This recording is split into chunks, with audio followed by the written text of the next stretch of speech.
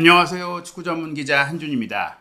엔지 포스테코글루 토트넘 감독이 크리스탈 팰리스와 2024-2025 시즌 프리미어리그 9라운드 원정 경기를 앞둔 공식 기자회견에서 손흥민 선수의 출전이 불투명하다고 밝혔습니다. 아제트 알크마르와 유로파리그 리그페이지 3차전 경기 결장 당시에 부상 예방 차원의 휴식으로 알려졌던 상황보다 심각한 부상이 아닌지 우려가 따르고 있는데요. 국내 언론 역시 이를 인용 보도하면서 햄스트링 부상이 장기화되는 것 내지 또 부상 재발에 대한 우려를 보도하고 있습니다. 하지만 영국 및 유럽 언론들은 토트넘과 크리스탈 팰리스의 경기 전망 기사에서 손흥민 선수를 확실한 결장 선수로 분류하고 있지 않는데요. 프리미어리그 부상자 정보 전문 매체인 프리미어 인저리스 역시 손흥민 선수가 크리스탈 팰리스와의 경기 출전할 가능성을 25%로 하향했지만 불가능한 상황은 아니라고 전하고 있습니다. 포스테코글루 감독의 기자회견 발언 전체 내용을 통해서 지금 손흥민 선수의 정확한 상태가 어떤지 살펴보고 또 영국 언론과 외신의 최신 보도 내용도 총정리해드리도록 하겠습니다. 영국 시간으로도 일요일에 열리는 토트넘과 크리스탈 팰리스의 경기를 이틀 앞둔 시점 금요일 오후에 포스테코글루 감독의 사전 공식 회견이 있었습니다. 경기까지 이틀이나 시간이 있고 또 토요일에도 경기 전 마지막 훈련 일정이 예정되어 있는 것인데요. 물론 경기 하루 전의 훈련은 높은 강도로 실시되진 않지만 마지막으로 전술도 점검하고 또 선수들의 몸 상태를 평가하게 됩니다. 포스테코글루 감독의 사전 기자회견은 영국 현지 시간으로는 목요일 밤에 치렀던 유로파리그 경기 이후에 하루 만에 진행된 회견인 만큼 그 경기를 중심으로 한 다양한 주제로 대화가 오갔는데요. 하지만 가장 먼저 영국 취재진이 질문한 것은 손흥민 선수의 몸 상태였습니다. 먼저 질문과 답변 내용 전체를 살펴보겠습니다. 일요일 경기 앞두고 팀은 어떻게 지내고 있나요? 소니의 최신 소식은 무엇인가요? 어젯밤에는 모두 괜찮았고 문제도 없었지만 일부 선수들은 한동안 경기를 뛰지 않아서 약간 피곤해 보였습니다. 하지만 모두 괜찮습니다. 즉 피로가 있는 선수가 있기는 하지만 부상자가 새로 발생하지 않았다는 것이죠. 그러나 손흥민 선수에 대해서는 소니는 아직 컨디션이 100%가 아닙니다. 오늘은 훈련에 참여하지 않을 것이며 그러니 주말 경기는 출전할 가능성이 높지 않다고 할 수 있어요. 이후의 상태를 지켜봐야 합니다. 이렇게 얘기를 하면서 많은 국내 언론들이 크리스탈 팰리스전도 결장한다 이렇게 이제 확정적으로 보도를 하고 있는데요. 이 발언을 통해서 지금 알 수 있는 것은 토트넘이 32살이 된 손흥민 선수의 몸 상태를 이전보다 더 철저하게 관리하기 시작했다는 거예요. 그리고 손흥민 선수의 경기력도 통증이 남아있거나 또 좋지 않을 경우에 무리해서 뛰게 해서는 안 된다는 그 공감대가 형성된 것으로 보는 게 중요한 것 같습니다. 아직 100%가 아니라는 말은 부상으로 인해 뛸 수 없다는 말과는 다른 의미입니다. 통증을 참고 뛸 수는 있지만 그것이 정말 큰 부상으로 이어질 수도 있으며 또 최고의 경기력을 발휘할 수 없기 때문에 출전 여부를 고심하고 있고 출전하지 않을 가능성이 크다는 내용일 뿐이죠. 그래서 훈련도 거르고 회복에 전념하고 있는 것입니다. 손흥민 선수 정도의 수준의 선수는 굳이 기술과 전술 훈련을 따로 하지 않아도 되는 월드 클래스 수준이기 때문에 이런 통증이 있다라면 훈련 없이 잘 회복해서 최고의 몸 상태를 갖추는 것만으로 경기를 준비하는 경우가 흔하다고 할 수 있는데요. 실제로 박지성 선수가 부상으로 고생했던 커리어 말기에는 거의 훈련 없이 회복 일정만 가지면서 경기를 뛴 것이 유명하죠. 손흥민 선수가 알크마르전 데뷔 훈련도 거르고 또 현지 시간 금요일 훈련까지 거른 것도 같은 맥락으로 봐야 할 것 같습니다. 주말도 unlikely, 불투명하다고 말한 것은 토요일의 훈련 출전도 어렵고 일요일 경기도 어렵다라고 해석할 수 있겠지만 불가능하다, 못 뛴다고 단정한 것은 아니라는 겁니다. 물론 크리스탈 팰리스를 상대로 혼란을 주기 위해서 뛸 수 없는데 뛸 수 있는 것처럼 위장했다라고도 볼 수 있겠지만 포스테코글루 감독의 평소 인터뷰 스타일을 보자면 그런 이유로 이런 발언을 한 것은 아닌 것으로 보입니다. 손흥민 선수가 경기당의 몸 상태가 좋을 경우에 명단에 들 가능성을 배제할 수 없다는 것인데요. 본인도 거짓말쟁이가 되고 싶지 않기 때문에 솔직하게 이 상황을 얘기한 게 바로 이 발언이라는 것이죠. 100%는 아니다. 그래서 못 뛸 가능성이 크지만 못 뛴다고는 말할 수 없다는 거예요. 경기 상황에 따라서 그렇기 때문에 후반전 일부 시간에는 투입될 수도 있는 것이고 나아가서 정말 경기 당일의 몸 상태가 확 나아졌다라고 한다면 선발 출전할 가능성도 아예 없다고까지는 말할 수 없는 것이죠. 물론 그 가능성이 매우 낮고 희박하기 때문에 지금은 아픈 상태이기 때문에 아예 이 경기에 결장할 가능성을 가장 높게 보는 것이 합리적이라고 할 수 있겠습니다. 게다가 토트넘이 계속해서 중요한 경기를 주중 주말 연달아서 치르는 빡빡한 일정을 소화하고 있기 때문에 10월 31일 목요일 새벽에 있는 맨체스터 시티와의 카라바오컵 16강전에 특히 최고의 경기력으로 뛰게 하기 위해 아끼는 상황으로도 볼 수 있는 것이죠. 그렇기 때문에 대부분의 외신은 손흥민 선수의 몸 상태에 대해서 크리스탈 팰리스와의 경기에 뛸 수 없는 선수로는 분류하지 않고 있습니다.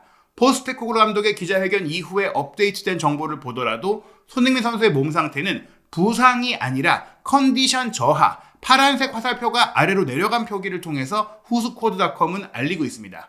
스탯존 역시 손흥민 선수는 unavailable, 출전 불가 선수로 분류된 게 아니라 questionable 선수로 분류되어 있습니다. 부상으로 인해 출전 여부에 물음표가 있는 것이지 결장이 확정된 게 아니라는 의미입니다. 프리미어리그 부상 선수 정보에 있어서 가장 공신력이 높은 프리미어 인저리스닷컴 역시 알크마르전 사전 회견 당시에 손흥민 선수가 휴식을 한다라는 포스테코글루 감독의 발언이 나왔던 때보다 그때 50%였거든요. 현재 몸 상태는 25%까지로 하향했지만 결장할 거라고 룰드 아웃이라는 표현까지 쓰지는 않았습니다. 다만 프리미어리그 경기 기준으로는 11월 3일에 있을 에스턴 빌라와 10라운드 경기에 맞춰서 출전할 가능성이 있다라고 전망하고 있는 것이죠. 현재 상태를 점검 중이라는 코멘트를 통해서 그 이전에 돌아올 수 있다는 변수까지도 표기하고 있는 것입니다. 그렇다면 손흥민 선수가 그래도 선발 명단에서는 최소한 빠질 가능성이 큰 크리스탈 팰리스와의 경기에 왼쪽 선발로 토트넘에선 어떤 선수가 뛰게 될지 현지의 전망이 나오고 있을까요? 일단 알크마르와의 경기에서 독일 공격수 티모 베르너가 최악의 결정력을 보이면서 이 임대 계약을 내년 1월 이적 시장 기간에 조기에 종료할 수도 있다는 이야기가 영국 현지에서 나올 정도다 보니까 선발 선수로는 배제되고 있습니다. 알크마르전 후반전에 베르너가 나가고 나서 자신의 주 포지션이라고 할 수 있는 왼쪽으로 이동한 이후 최고의 플레이를 보인 17세 유망주 마이키 무어의 선발을 후스쿼드닷컴은 전망하고 있는데요. 인터넷 매체인 스포츠몰은 알크마르전 막판에 부상 복귀전을 치른 프랑스 윙어 윌슨 오도베르가 뛸 거라고 내다봤고 스탯존은 알크마르와의 경기에는 중앙 공격수로 선발 출전해 지난 주말 리그 경기에 이어 2경기 연속 출전한 브라질 공격수 히샬리송이 솔란키 원톱의 왼쪽에 배치될 것이라고 전망하고 있습니다. 포스테코글루 감독이 직접 사전 기자회견에서 베르너가 자신감을 잃은 것 같다라고 말했는데 이번 경기에 한 번 더 베르너에게 기회를 줄 가능성도 아예 배제할 수는 없다라는 점에 있어서 아주 많은 변수가 있겠죠. 저는 개인적으로는 17살밖에 되지 않은 유망주 마이키 무어를 전격 선발 출전시키기보다는 오도베르나 히샬리송의 출전 가능성이 높다라고 생각을 합니다. 히샬리송 같은 경우에는 지난 시즌에도 손흥민 선수가 원톱으로 서고 왼쪽 측면에 히샬리송이 배치되어서도 잘했던 경기가 있고요. 실제로 과거 왓포드나 에버튼 시절에는 왼쪽 윙포워드 자리가 히샬리송의 주 포지션이기도 했습니다. 오도베르의 몸 상태가 아직 선발로 뛸 정도가 아니라면 히샬리송이 뛸 것 같고 만약 오도베르의 몸 상태가 정말 좋다면 손흥민 선수의 결장 가능성은 8라운드까지 승리가 없는 크리스탈 팰리스와의 경기 낙승이 예상된 토트넘의 영국 현지 전문가 승부 예측 흐름에도 영향을 주고 있습니다. 스포츠 베팅 업체인 포어벳은 정밀 데이터 분석을 통해서 크리스탈 팰리스의 승리 확률을 22%, 무승부 확률을 24%, 그리고 원정팀인 토트넘의 승리 확률을 무려 54%로 높게 설정하고 있는데요. 이 배경에는 포어벳 역시 손흥민 선수를 부상자 명단에 확실하게 올리지 않고 있는 영향도 있다라고 생각을 합니다.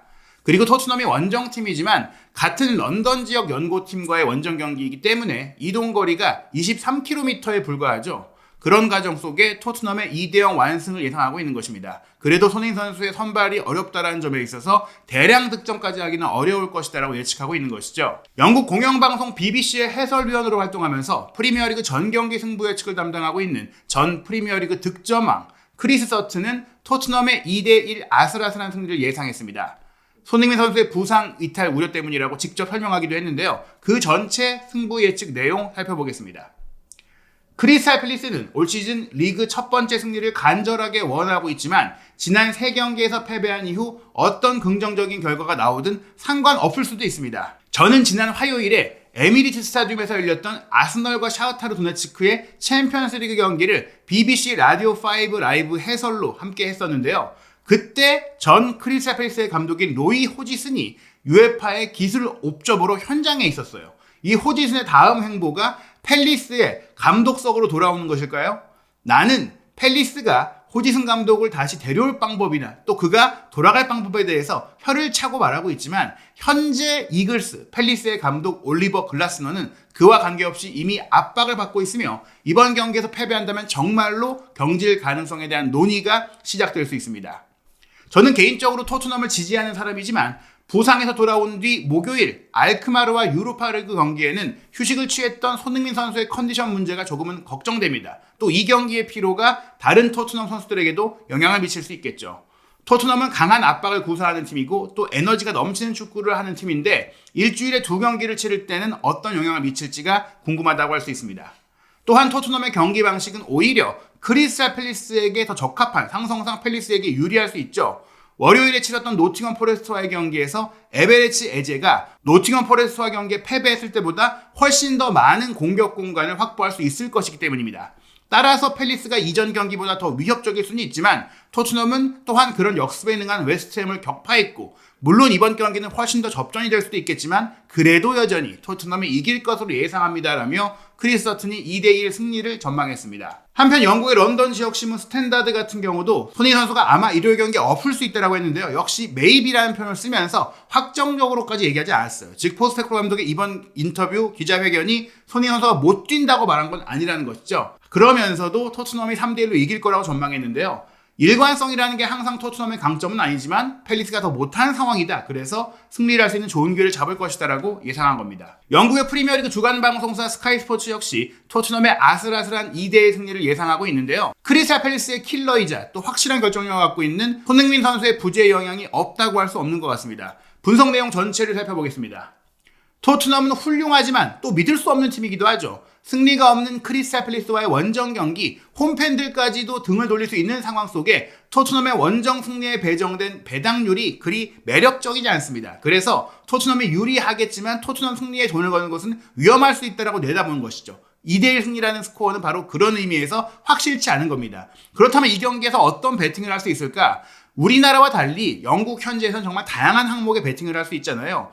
토트넘의 배팅 앵글에서 창의력을 발휘한다라면서 루이스 존스 기자가 분석을 했는데 토트넘이 최근 정말 많은 코너킥을 얻어내고 있기 때문에 이번 경기 토트넘의 코너킥 횟수가 7번 이상일 것이다라는 항목이 꽤 매력적이다라는 얘기예요.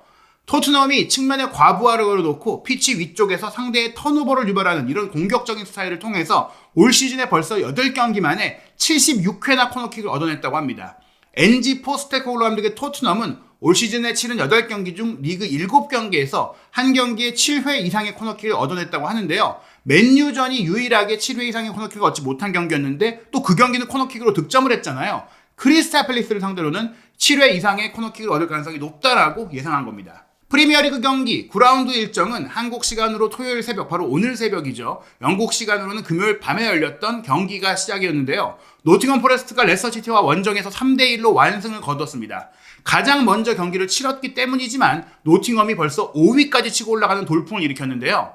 세계적인 통계 분석 매체 옵타가 슈퍼컴퓨터 1만 회 시뮬레이션으로 예측한 결과 노팅엄이 38.5%로 이 원정 경기에서 이길 가능성이 높다라고 나왔었고 그대로 결과가 연출이 됐습니다. 한편 토트넘은 크리스탈 팰리스와의 원정 경기 승리 확률이 이보다 높은 42.4%로 최종 확정이 됐는데요. 크리스탈 팰리스의 홈경기 승리 확률은 32%, 무승부는 25.45%로 아예 또 가능성이 없다는 수준은 아니죠. 그리고 오는 주말 최고의 빅매치라고 할 수 있는 아스널과 리버풀의 경기는 홈팀 아스널의 승리 확률이 41.3%로 32.3%로 평가된 리버풀의 승리 확률보다 높은 것으로 나왔습니다.